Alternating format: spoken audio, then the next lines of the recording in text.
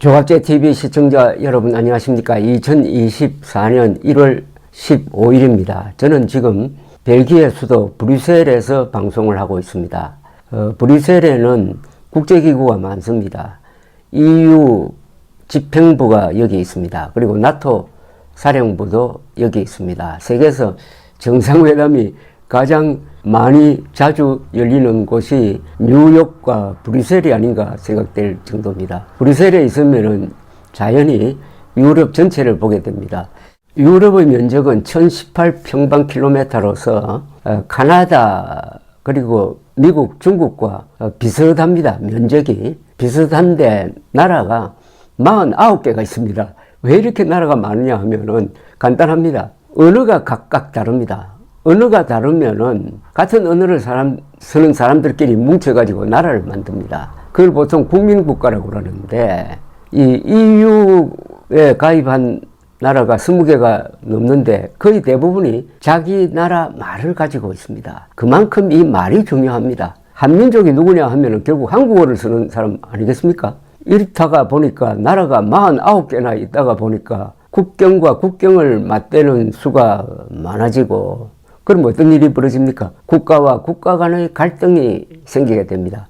그래서 전쟁이 많이 일어납니다. 전쟁은 국가와 국가가 하는 거니까 국가가 많은 유럽에서 전쟁이 가장 많이 일어날 수밖에 없었죠. 근데 전쟁이 꼭 나쁘기만 한 건 아닙니다. 전쟁을 하려면은 사생결단으로 국력을 총동원해야 됩니다. 그러니까 자연스럽게 경제력이 강해집니다. 그리고 경제력을 뒷받침하는 과학, 기술, 무기 만드는 기술은 말할 것도 없고 그 다음에 국민 정신이 아주 긴장되게 됩니다.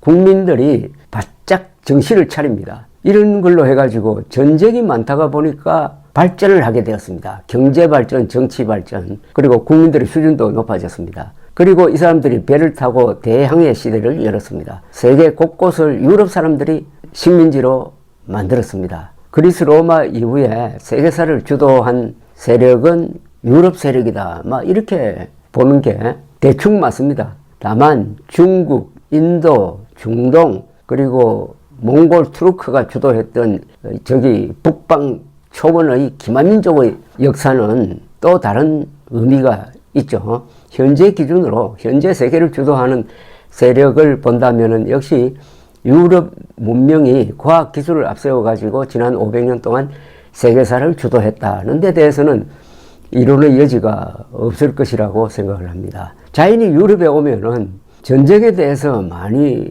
알게 되고 전쟁에 대해서 관심을 갖게 되고 전사를 잃게 됩니다. 제가 여기 있는 이 벨기에는 유럽에서도 전쟁이 가장 많이 일어났던 곳입니다. 벨기에 주변에 강한 나라가 프랑스, 독일, 오스트리아, 네덜란드, 조금 떨어져서 러시아, 영국 이렇게 있으니까 이 전쟁을 하면은 벨기에 지역을 통과하는 전쟁을 하게 됩니다. 그래서 벨기에가 유럽의 전쟁터라고 불립니다. 특히 1차 세계대전, 2차 세계대전의 결판은 이 벨기에 또는 벨기에 주변에서 일어났습니다. 전사를 즐겨 읽는 분들이 많습니다. 전사는 군인들만 읽어야 될 책이 아닙니다. 전사를 읽으면은 세상 돌아가는 원리라든지 전쟁의 속성이라든지 그리고 그것이 기업 경영에도 이용될 수 있고 어떤 조직 운영에도 아주 소용이 되는 또는 인생에 대해서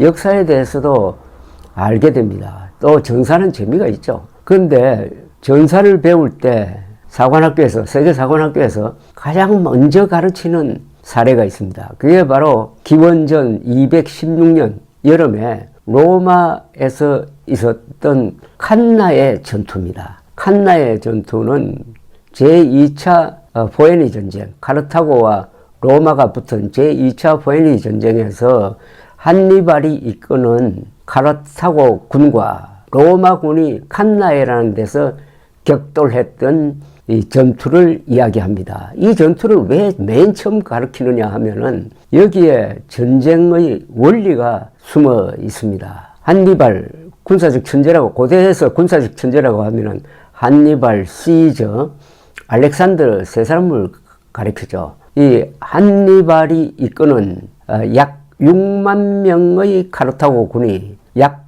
9만 명의 로마군을 완전히 전멸시킨 전투입니다. 열세인데도 불구하고 강군을 거의 전멸시켰다 해가지고 이 전투는 자세하게 연구가 되어 있습니다. 이 전투에서 중요한 하나의 원리가 나옵니다. 정면 돌파보다는 측면 공격이 유효하다. 측면 공격을 간접 공격이라고 그럽니다. indirect approach라고 부르기도 합니다. 우회 전략이라는 뜻입니다. 강군과 강군이 정면, 중앙군과 중앙군이 정면으로 승부하는 것을 지금도 그렇고 옛날부터 그렇고 보통 통상적인 전투로 여겼습니다만은 이때 한니발은 측면 공격을 합니다. 즉 정면에는 군대를 배치하더라도 그 군대는 상대방을 공격을 해가지고 돌파하는 게 목적이 아니고 상대방 중앙군이 쳐들어올 때 그 공격을 흡수해가지고 천천히 후퇴를 하면서 측면에 배치된 기병을 가지고 상대방을 우회 포위를 해가지고 말하자면은 원호 안에 가두어 놓고 최종적으로 섬멸전을 벌리는 겁니다. 그러니까 측면 공격에 성공하면은 아군이 배후에 나오게 됩니다. 그러면은 포위가 되는 거죠. 포위 섬멸 작전이죠. 우회 전략에 의한 포위 섬멸 작전. 이게 성공을 해가지고 그날 하루 전투에서 로마군은 한 5만 명이 전사하고 부상자까지 합치면은 한 9만 명 중에 그 한 7, 8만 명이 섬멸되고 말았습니다. 카르타고군은 그 한 10분의 1 정도의 피해밖에 보지 않았습니다. 그래서 전략가들이 항상 이 한니발의 측면 공격, 측면 우회 공격을 어떻게 응용할 거냐 하는 걸 가지고 연구를 합니다. 전사의 제1항목입니다. 정면 공격보다는 측면 공격이 유효하다. 즉 우리의 강한 군대로서 적의 약한 곳을 때린다는 겁니다. 보통 측면이 약하죠. 정면은 강하고. 그래서 그때 한니발은 이 좌익, 우익 양쪽에 강한 군대를 배치를 해가지고 로마군의 약한 측면을 공격을 해가지고 로마군을 포위해가지고 말하자면 도관에 든 쥐처럼 만들어 놓고 아주 살육전을 벌였던 것입니다. 그게 칸나의 결전의 의미라고 그럽니다. 그때 한니발은 또 배수진을 쳤습니다. 뒤에 강이 있었는데 배수진을 쳤습니다.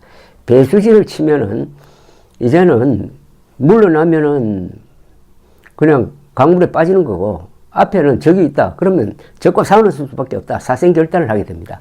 자, 근데 이 배수진을 잘못 치면은 망하는 수가 있습니다. 그게 바로 1592년 신립 장군이 지금 충주의 탕금대에서 일본군과 대결할 때 배수진을 쳤습니다.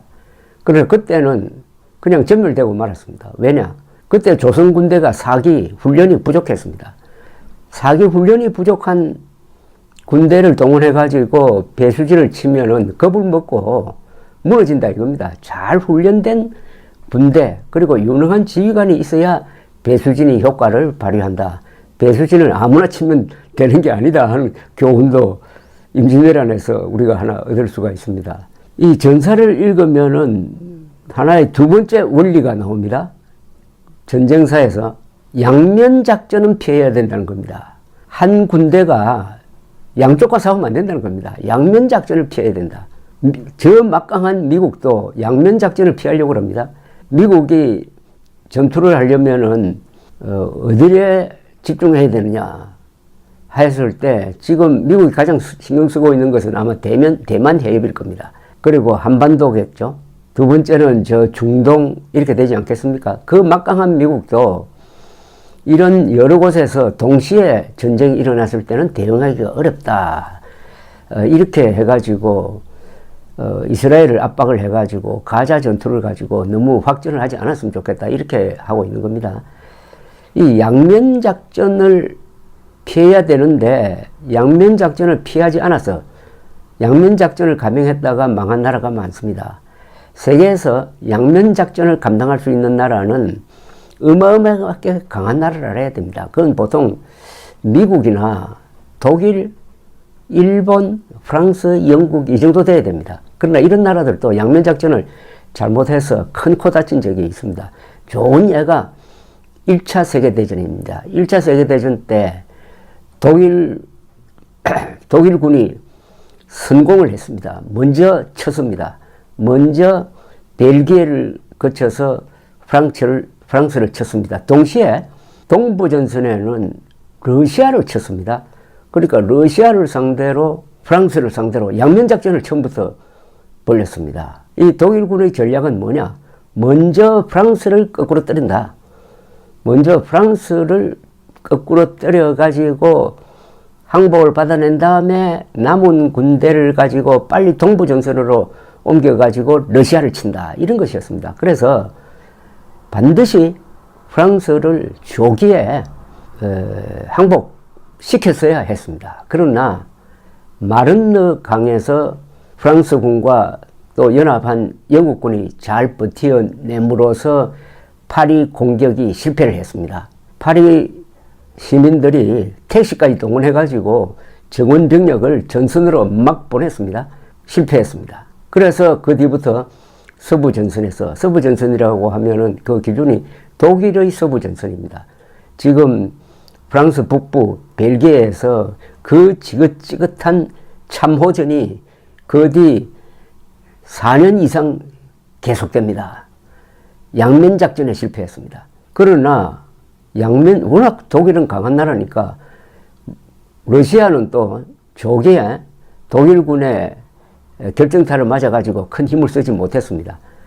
러시아, 프랑스, 영국을 상대하면서 독일이 버텨냈습니다. 그러다가 미국을 끌어들이고 말았습니다. 무제한 잠수함전을 하다가 미국 선박을 격침시키고 하니까 우드로 윌슨이 1917년에 참전을 결단을 합니다. 미군이 참전함으로써 그 1년 뒤에 독일군은 손을 들게 되었습니다. 히틀러는 1차 세계대전 때 하사로 참전을 했습니다. 참호전에 투입되어 가지고 가스를 맞고 한때 실명까지 갔으나 살았습니다. 아주 용감한 사병이었다고 합니다. 그런데 히틀러는 그런 군사 경험, 하사로서의 군사 경험에 너무 집착을 해가지고 이 대전략에서 미스가 있었습니다. 히틀러 또한 1차 세계대전의 실패, 즉 양면작전을 피해야 된다는 것은 몰랐을 리가 없는데 잘 나가다가 보니까 실수를 하게 됩니다. 이 독재자는 오만하거나 허영심에 빠지면은 망하는 수가 있습니다. 허영심 하나로는 망하지 않아요. 허영심과 오만이 겹치면 망한다고 그럽니다. 자, 독일은 1차 세계대전 1939년 9월 1일 폴란드를 침공함으로써 2차 세계대전을 일으킵니다. 2차 세계대전이 시작됩니다. 폴란드를 침공하면은 소련이 폴란드를 돕지 않을까 해서 그 며칠 전에 소련과 불가침 조약을 맺습니다. 히틀러와 스탈린은 불구대천의 원수인데 전략적 이해관계가 일치하니까 불가침 조약을 맺습니다. 그러니까 안심하고 독일이 폴란드를 한 달 만에 항복받은 다음에는 바로 서부 전선으로 향해서 네덜란드, 벨기에를 치면서 그 다음에 프랑스로 몰려옵니다. 이럴 때 히틀러가 구사한 전략이 바로 한니발의 칸나의 전투에서 승리한 우회 전략이었습니다. 즉 히틀러 군은 프랑스 군의 가장 약한 측면, 즉 아르덴느 숲지대라고 있습니다. 벨기에와 프랑스에 걸쳐 있는 숲지대가 있습니다.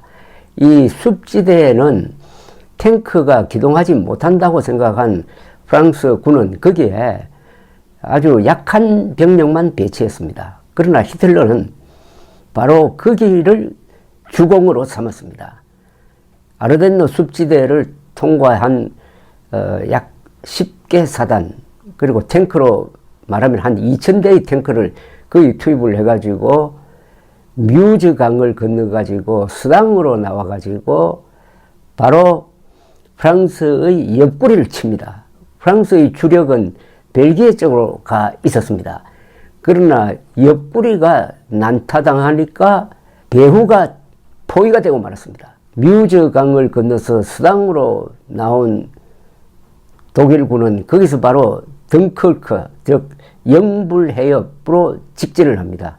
그렇게 되니까 벨기에로 진출해 있던 프랑스, 영국군이 배후가 차단되고 말았습니다. 칸나의 전투의 재판이 되고 말았습니다.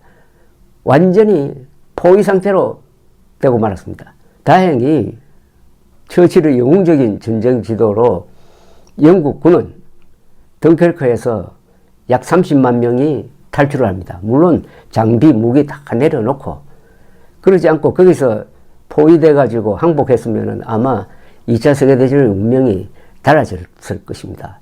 이렇게 해서 칸나에의 우회 전략을 쓴 히틀러에 의해서 히틀러는 6주 만에 세계 최강의 육군이라는 프랑스군을 물리치고 프랑스를 정복하고 파리에 입성하게 되는 것입니다. 이때가 히틀러의 전성기죠.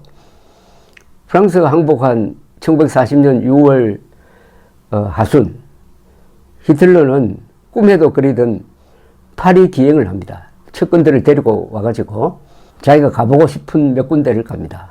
오페라좌, 또 프랑스의 위인들이 묻혀있는 팡테옹, 또 나폴레옹의 무덤이 있는 앵발리드 등을 구경, 에펠탑을 배경으로 해서 사진 하나 찍고 돌아갑니다. 저도 이번 여행에 히틀러가 다녀갔던 곳을 쭉 한번 둘러본 적이 있습니다.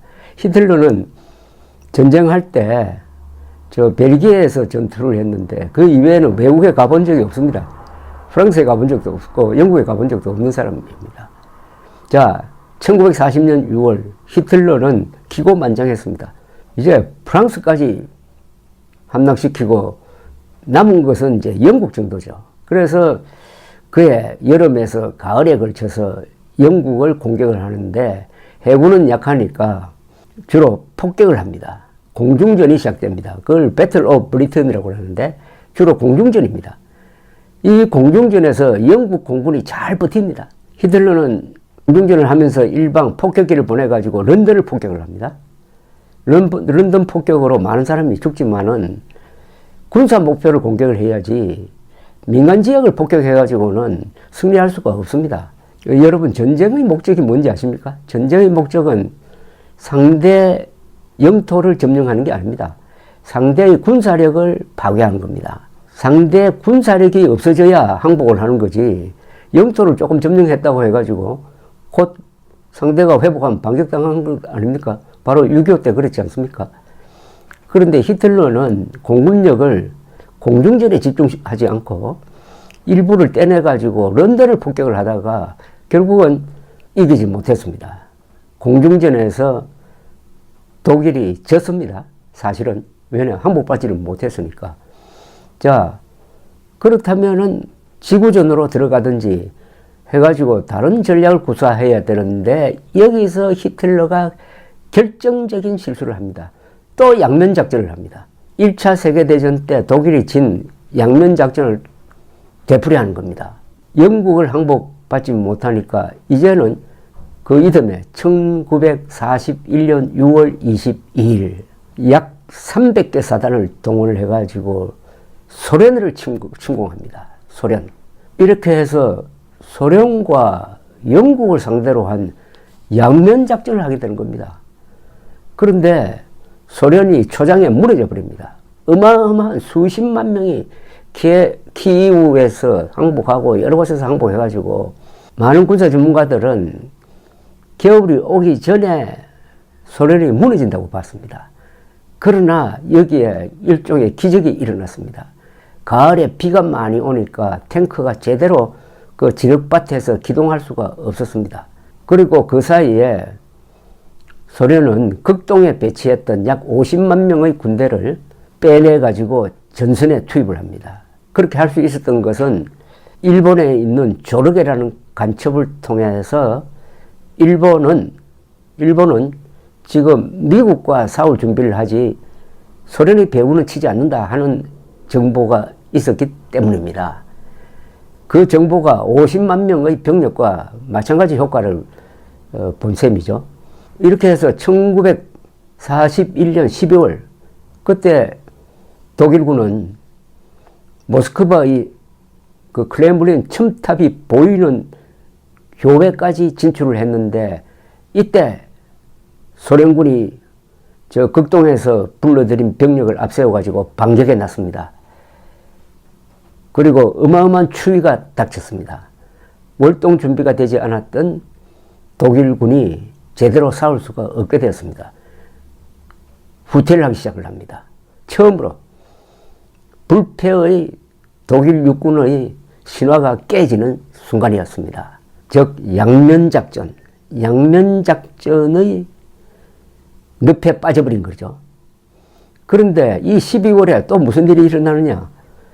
1941년 12월 7일 일본 연합함대가 진주만을 공습을 합니다. 일격을 당한 프랭클린 루즈벨트 미국 대통령은 12월 7일은 치욕의 날이라 라고 선언하면서 일본에 선전포고를 합니다.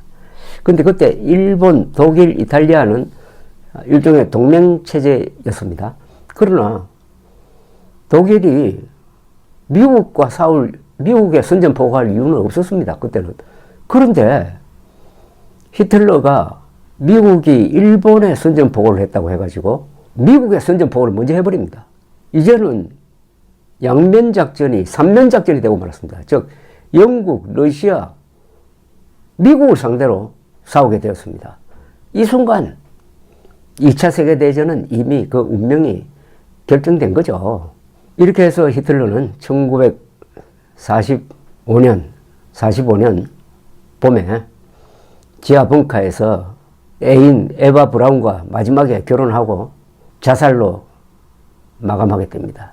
지금까지 말씀드린 이 유명한 전사의 교훈이 두 개입니다. 하나는 정면 공격보다는 측면 공격이 유효하다. 그리고 양면 작전은 피해야 된다. 양면 작전은 피해야 된다. 왜 제가 이런 말씀을 길게 드리느냐 하면은 우리나라 정치인들이 앞으로 정치를 하거나 뭘 할 때 전사를 꼭 읽어 보실 것을 권하는 바입니다. 왜냐하면 전쟁과 정치가 비슷합니다. 모택동의 말을 빌리면은 전쟁은 피를 흘리는 정치고 정치는 피를 흘리지 않는 전쟁입니다. 어떤 점에서 비슷하느냐? 이겨야 권력을 쟁취할 수가 있습니다. 권력 쟁취가 목적입니다.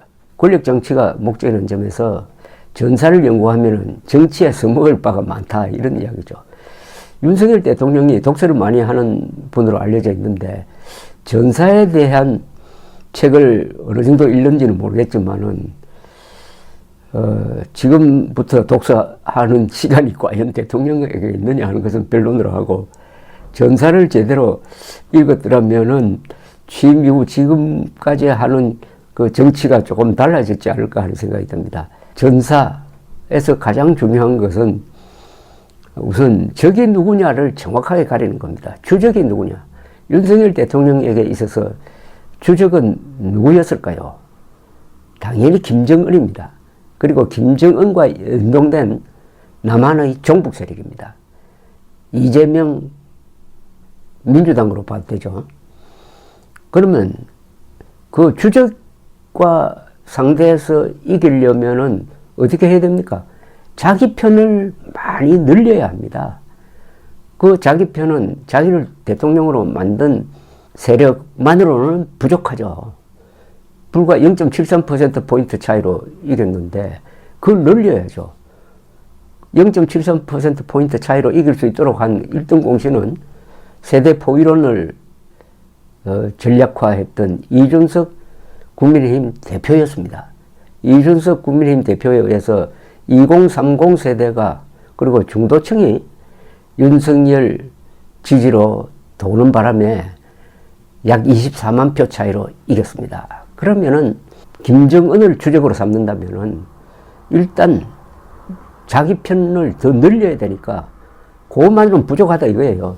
24만 표 차이로 이겨가지고는 안 된다는 거죠. 그럼 더 늘려야죠. 더 늘릴 대상은 중도, 합리적 진보, 종북이 아닌, 구제불능인 종북이 아닌, 그렇지 않겠습니까? 그러려면은 우선은 자신을 아슬아슬하게 대통령으로 당선시킨 이 보수 중도 청년 이 연합 세력을 보존하면서 다지면서 키웠어야 합니다. 키웠어야 해요. 그럴 수 있는 분위기가 만들어졌습니다. 즉 대통령 선거는 0.73% 포인트 차이로 이겼지만은 6월 1일의 지방선거에서는 압도적으로 이겼습니다. 대통령 선거에서는 겨우 이겼지만은 지방선거에서 크게 이긴 2022년 6월이야말로 윤석열 대통령의 최고 전성기였습니다. 정치적 힘으로 말한다면은 그때 윤석열 대통령은 주적인 김정은과 그리고 연동된 남한의 종북 좌익 세력을 어떻게 무력화시킬 것이냐 이걸 고민하고 여기에 집중했어야 했습니다. 그러려면은 자기 편의 힘을 길러야 되고 더 강화시켜야 되고 더 늘려야 되죠.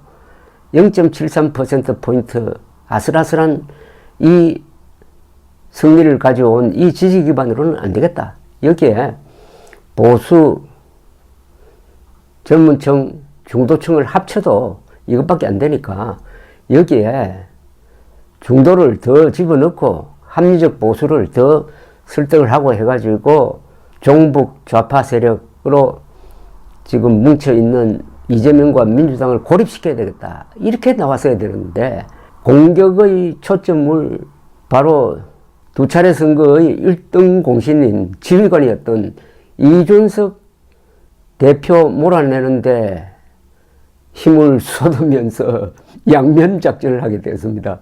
즉 종북과도 싸우고 자기 내부의 세력, 그 세력도 만만한 세력이 아니라 당대표를 지낸 젊은 이준석을 오히려 주적으로 삼는 이런 실수를 범하면서 양면작전의 늪에 빠지고 말았습니다.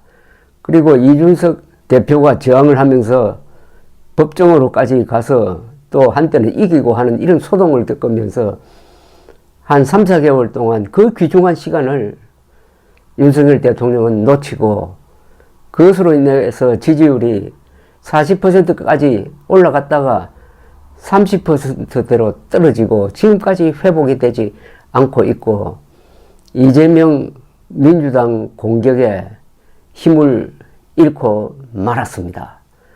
즉 대동단결에 실패한 거죠. 양면작전을 핀 겁니다.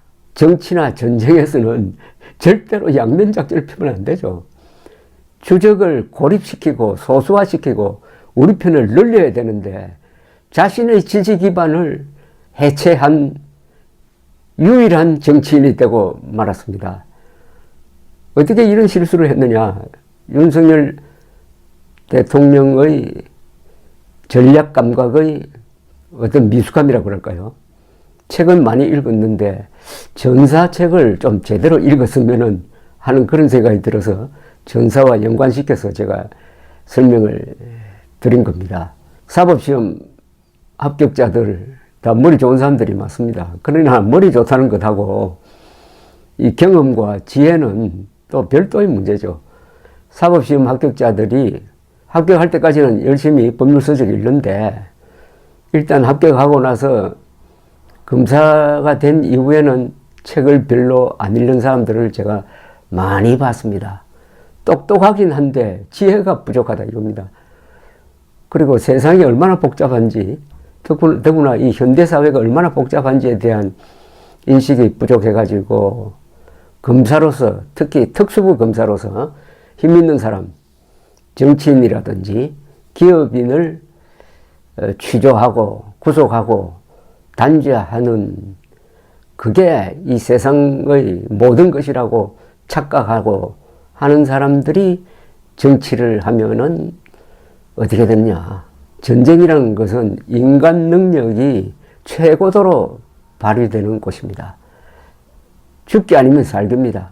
내가 살기 위해서는 적을 이기든지 죽여야 합니다.